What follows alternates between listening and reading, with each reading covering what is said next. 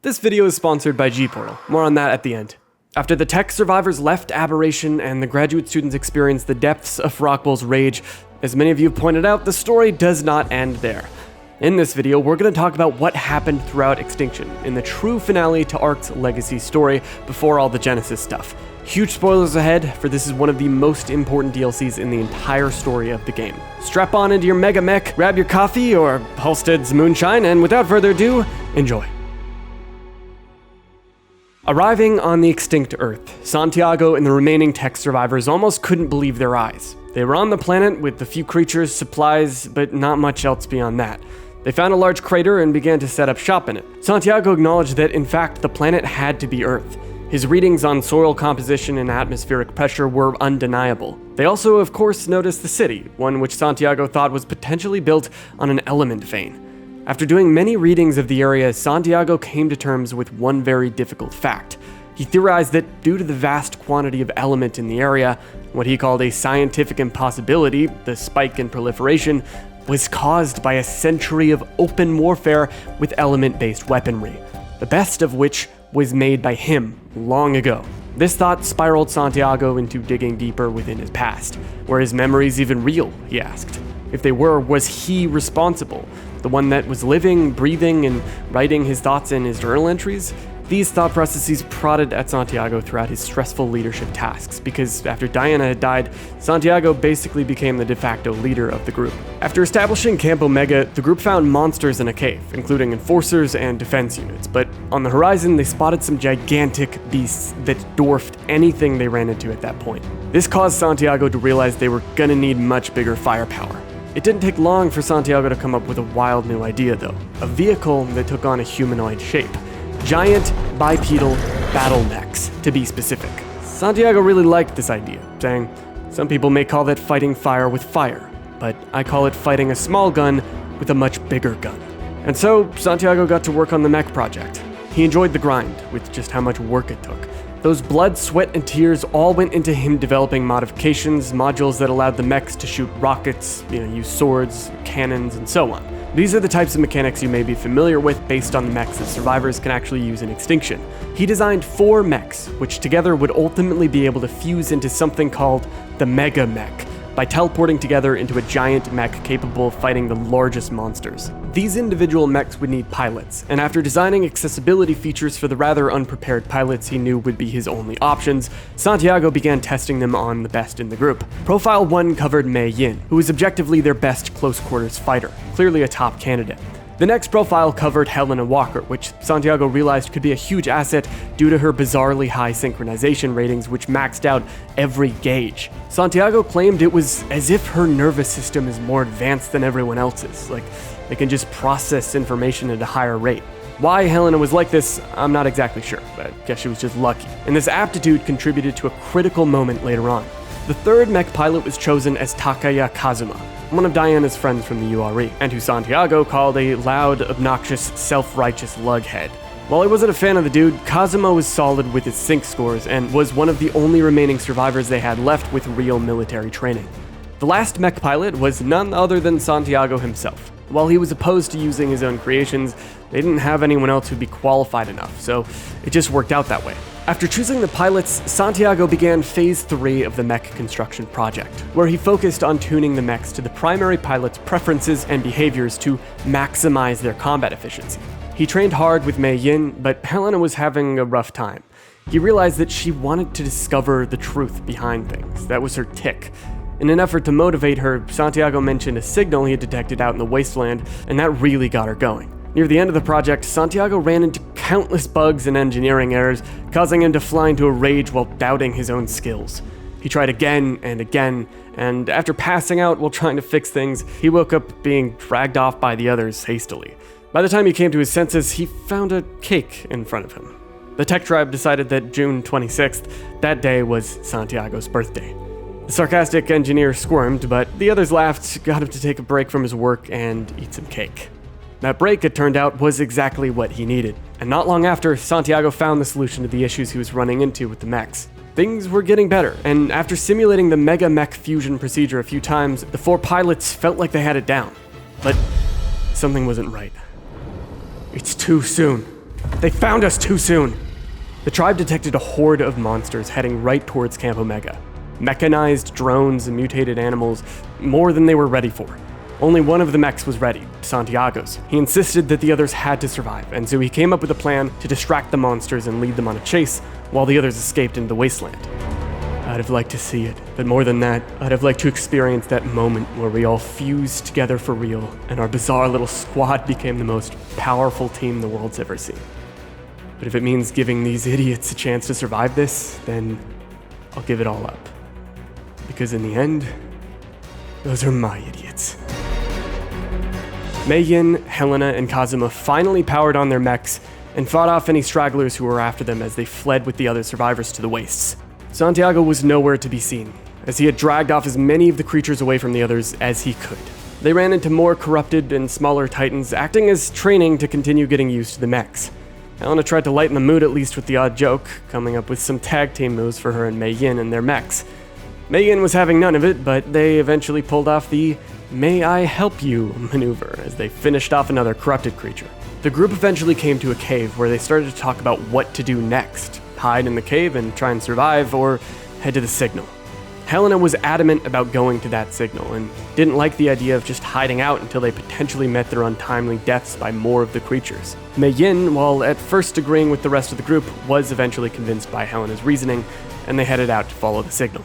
After lots of traveling, they eventually saw a giant monolithic structure on the horizon, perhaps much larger than the Extinction City we see in-game. Due to the entrances being too small for their mechs after they arrived, the group left the mechs outside and explored the ruins the signal was coming from. Eventually, they found a server room which allowed Helena to finally uncover the meaning behind the ARKs. She learned about the reseed protocol, why the ARKs were made, everything. Eager for more data, she eventually followed Mei-Yin into a small room that housed a floating artifact pulsing with energy. After touching the artifact, it shattered into pieces, and in its place was a small diamond-shaped object, what Helena called a prism of raw cosmic energy. This is the point that Helena's mind started to fade. She began to have visions with dark creatures, a man made of light, an ascension tomb.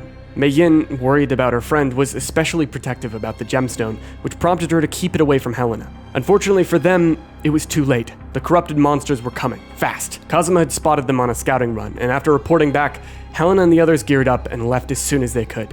While resting along their way out in the wastes, Helena had another vision, one where she was climbing a ladder of light with titans beneath her. Even the largest of them couldn't reach. She was carrying someone up the ladder with her, but she didn't know who. After waking up, Helena realized the monsters were gaining on them, and this ultimately prompted a battle. The largest titan they had seen was there, and with his horde of monsters, the Tech tribe simply couldn't stop the attack. Kazuma was killed. All of those on foot were brutally slaughtered, and Mei-Yin and Helena were the only ones left alive. Right before Mei-Yin was crushed in her mech by the King Titan, Helena opened up her mech and placed the prism she had previously stolen back from Mei-Yin into her implant. When she did that, the Titan screeched in agony, even causing the King Titan to fall back.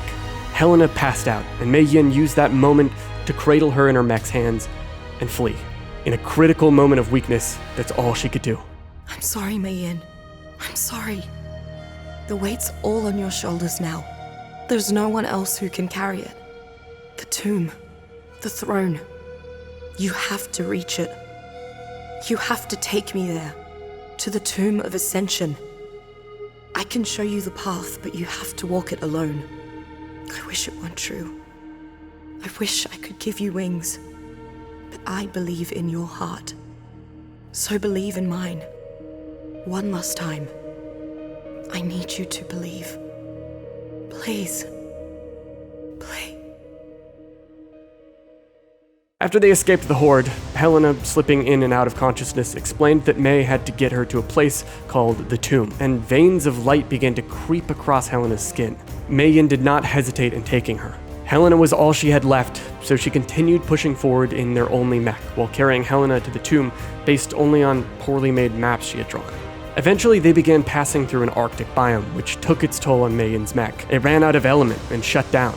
This meant that Mei-Yin had to journey on foot into the surrounding area to find more element and supplies. She suspected her arm was broken on top of that. After getting her hands on element, Mei-Yin returned to her mech, barely clinging on to life. She somehow managed to survive attacks against mana garmers and even tamed some to recruit into an army of creatures that she slowly amassed.